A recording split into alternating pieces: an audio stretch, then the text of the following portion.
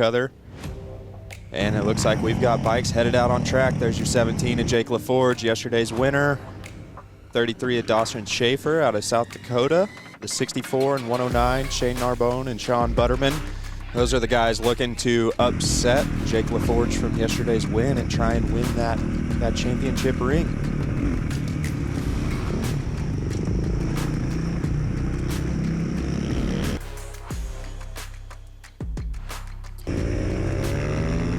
So it sounds like we have 13 of the 14 riders here.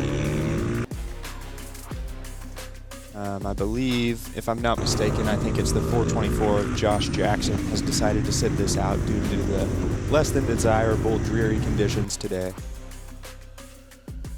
Yeah, and Josh was actually a special case coming into this race. He didn't even know he was actually going to race this race. And then a few weeks ago, he got a phone call, and someone couldn't make it to the race and was able to give him their credentials.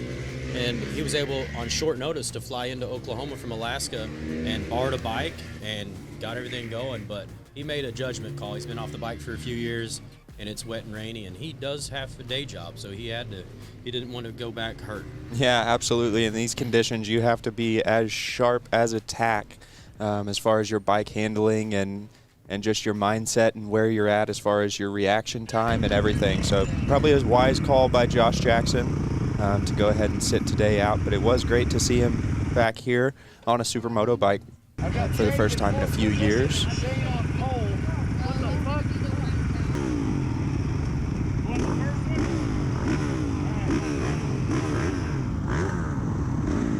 Here on screen, there's Jake LaForge, Shane Narbonne, and Sean Butterman. These are the three favorites to win today. And then you can't count out Andrew Millier, who put in a very impressive ride to the street, even after his hard get-off. Yeah, Andrew Millier, I believe he was actually one of the title contenders for the SMEC Championship this year, if I'm not mistaken. I think he might have actually wrapped it up.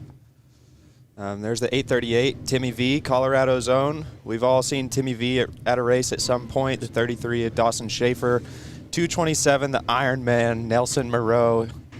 Great to see him out there after quite a few small tumbles yesterday, but once you're riding on that limit, sometimes it happens. That's part of riding. You have to accept the fact that you are going to be on the ground more than you want.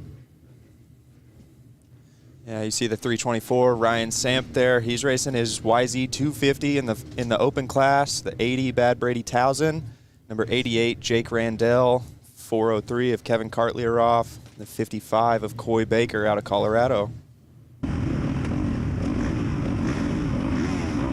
All right, so you can see right there at the top, here in just a moment, you're gonna see the red light come on at the top of your screen. And whenever that light goes off, that light on screen there, whenever that light goes off is when these riders are gonna take off. We saw yesterday a couple of them got confused and took off when the light came on, so we had to restart them. See, the lights are on, and they're off. Oh, looks like a little bit of a stumble there from the number 80, Brady Towson. Looks like the 17 of Jake LaForge is off to a great start again. Is he going to be able to repeat yesterday? Looks like Sean Butterman in second, Shane Narbonne in third. Timmy V coming in fourth there, and then followed up by Andrew Millier. Oh, big crash by Andrew Millier. Looks like he is going to be all right. Will he remount and continue? Out front, looks like the 109 of Sean Butterman's trying to put an early push on the 17 of Jake LaForge. Oh, Jake with a little bobble there coming out of the keyhole. Sean Butterman is all over him. Yeah, Butters wants that ring. Like we said earlier, he's kind of a sneaky favorite, just like Sean Butterman always is. There you see the 324, Ryan Samp, the 88, Jake Randell. It looked like Brady there with the bad start. He's already made a couple of passes. Good for him. Yeah, Brady's fighting hard. It looks like he's just keeps picking these guys off.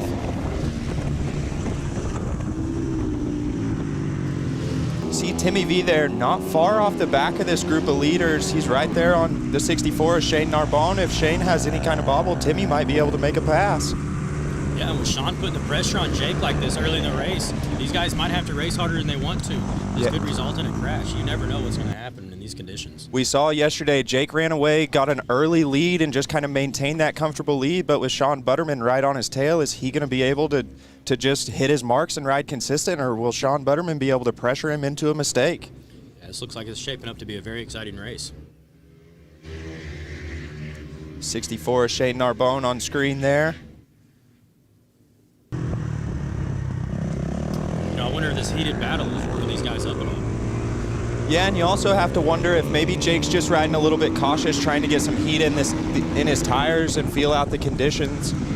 Sean Butterman looks like he's just on the charge, trying to make a move. If Jake leaves the door cracked, Sean Butterman's busting through.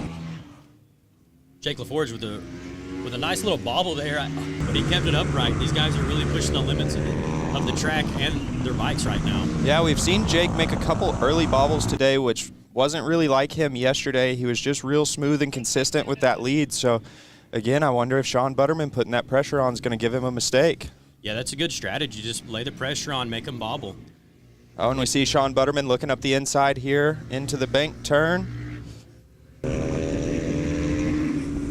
Here's the 838 at Timmy V, kind of getting into a lonely fourth place spot. Is the 64, Shane Narbonne, closing up on this group, or is Timmy V just kind of falling off the back? No, it looks like Shane Narbonne might be catching up a little bit. This battle these guys got going on for first place might be slowing him down a little bit and giving Shane Narbonne an opportunity here. And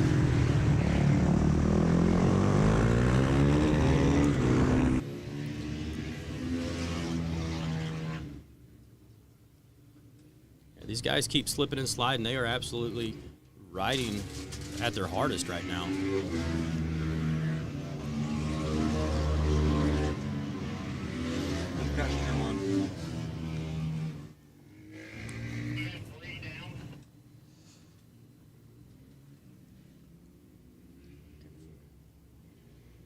Yeah, and you can see just off to the left of screen there was the number 80 of Brady Towson. Looks like he had a get off in the first turn and is just headed back to the pits. He does seem to be walking and in good spirits, so that's great to see. Back to the battle on screen. That's too bad for Brady. He is one of the favorites here in the pits, and he is an excellent rider. But the weather today, it may just got the best of him. Yeah, you can see these top three here, they're kind of tightening up. Sean Butterman still has the pressure on Jake LaForge, but Shane Narbonne's right there off the back of him. Yeah, this is shaping up to be an excellent race. I'm glad these guys are giving us something to watch. Yeah, and you can see him coming around the lappers here, so you just wonder if that's it doesn't look like it has any effect. Looks like Kevin Cartlieroff able to get out of the way and let these guys continue the race. Oh, Shane Narbonne looking up the inside of Sean Butterman. Jake LaForge kind of getting away from him. Oh, and Shane has made the pass. Made the pass. So Shane has to finish first in order to get first place today. And he just made the move on Sean Butterman. So he just has to make it around Jake. If Jake wins, he gets the gold today.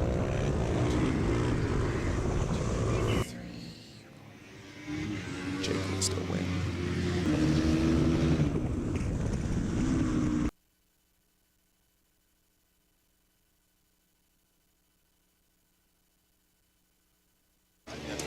Better than 2-1. So we just see Jake LaForge there on screen, kind of trying to maintain this lead that he has. It looks like maybe he's gotten a little bit of heat into those tires because I haven't seen him really bobble or have any moments in the past couple of laps.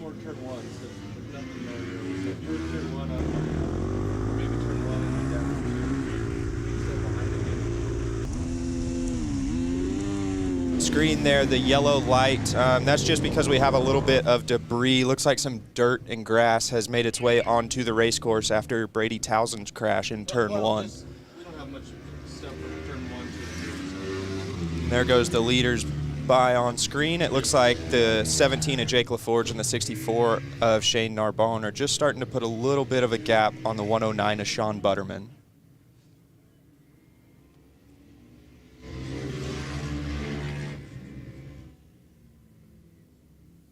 Coming around the middle of your screen, there's the 151 of J.C. Bernier. We saw him running laps in the pits earlier. There's the 838 of Timmy V, headed through turn 2. There you can see some riders coming through turn 1 there. You can't quite see the debris there on the left-hand side of the screen, but it is scattered almost all the way across the track there. That has got to be challenging coming into the turn. They're coming into that turn sliding, doing about 65 miles an hour whenever they get on the brakes. Yeah, and it looks like the halfway flags are out, so about half of this moto, They have another obstacle in turn 1. Ooh, little bit of a bobble from Shane Narbonne there, but he's closing up the gap on Jake LaForge. Yeah, this is shaping up to be an excellent race. Yeah. And again, these two have been racing each other their entire lives. They both started riding at about 5 years old on Honda Z50s, and still today, here they are in their 30s, and they are still at it. Yeah, when you grow up friends like that riding with each other, you tend to know each other's tendencies, so you just wonder if maybe Shane's a little bit stronger at the end of the races and Jake's maybe an early race sprinter. Possibly. And also, it is very hard to make passes and often easier to keep a guy behind you. So Jake with his good start is definitely an advantage here, but Shane is absolutely flying. He set the fastest lap yesterday by almost a second. Yeah, and you can see Shane on the exit, a lot of these turns kind of lighten up the back tire, getting it spinning. You wonder if that's just because he's trying to get a better drive than Jake to try and make a pass. Like you said, Kenny, in these conditions, it's really hard to get around somebody and much easier to just ride a wide bike. Yeah, and in a track like this where everything's wet and cold, it's really one line. You have got to do the fastest line. Otherwise, you get out, you're going to have a hard time going quickly around this track.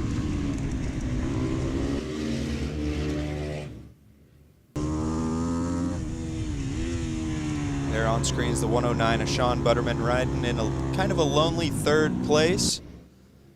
Oh, you can see Shane there trying to make the move.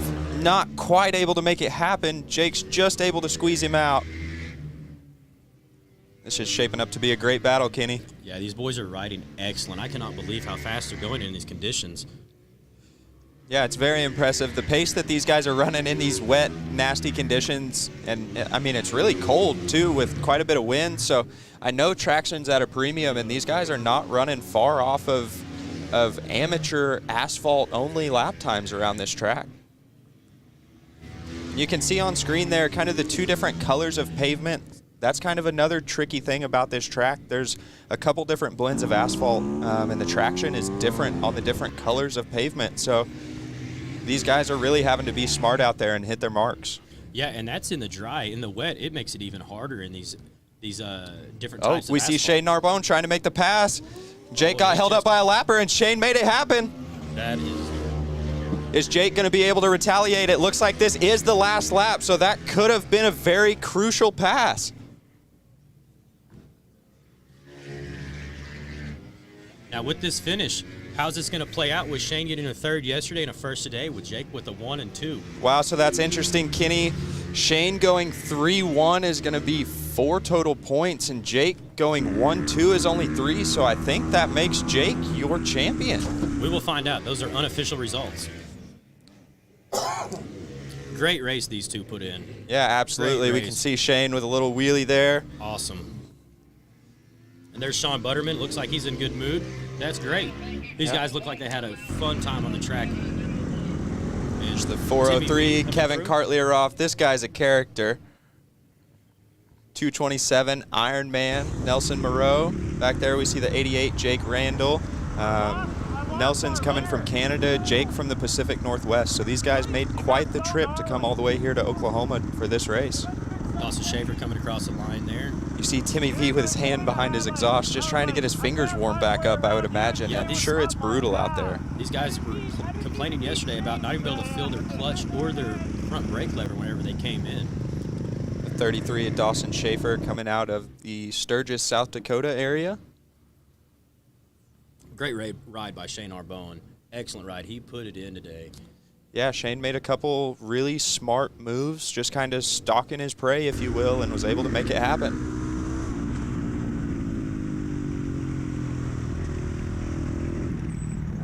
You can see these guys making their way back into the pit lane here. Okay, so it was announced we're going to take a short break. We see some fans over here. I'm not sure if they're watching the broadcast or if they're just trying to add up the math to see where everybody finished. We're going to take a short break from the racetrack for a second, and amateur will be up next. Yeah, in the meantime, we'd like to thank a couple of our sponsors. First off, Tom Duma, Fine Jewelers. TDFJ.com is actually the one that made that championship ring that you've heard us talking about. Metzler is the official tire of the North American Supermoto Shootout. Metzler makes some amazing Supermoto tires. Toxic Moto, or Slide Moto, is going to be the official trackside support here at the North American Supermoto Shootout, and also a great online supplier for just about any of your Supermoto needs. We also have Mobius braces helping us out, helping protect some of these riders out here. We saw on screen just a second ago the Track Systems North America light system. So that system is going to be essentially a caution flag system. So we can control that from race control, and you can put yellows out in certain parts of the track, or green, white, checkered, depending on kind of what is happening in the race, if there's a hazard in the racing line or anything like that. So that's a really neat system that we have here. Also Turn 9 Motorsports. And we'd also like to thank our affiliate Supermoto groups that help put on qualifying events for the North American Supermoto Shootout here. So we had, in the New England area, we had SMEC, Supermoto East Coast. In Colorado, the Colorado Supermoto group had their own qualifier. Cascadia Supermoto up in the Pacific Northwest. We talked a little bit about Supermoto Granny earlier and her loaning out a bike, so that's really cool up there in the Pacific Northwest in Cascadia Supermoto. And also Supermoto Quebec. So we have quite a few Canadians that have made their way down here. And we see on track there just a few different corner workers helping to sweep up the grass and dirt that came on track from Brady Towson's exit.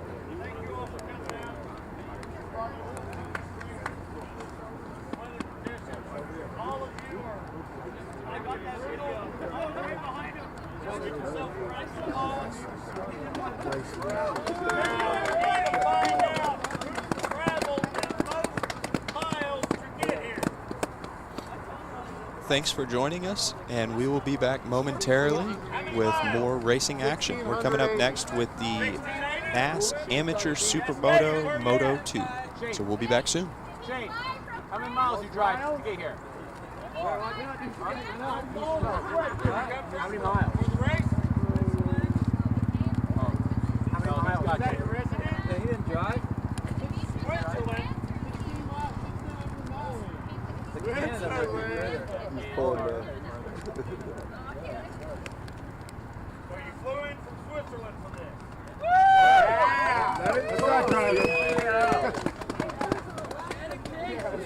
There on screen is Steve Ingram. He's been a big help with the program this year, and he's also a racer. He raced yesterday. He's actually will be on the track a little bit later today. Safe travels to everyone. Thank Toxic Moto, Cascadian Supermoto, Colorado Supermoto, Supermoto Quebec. Yeah.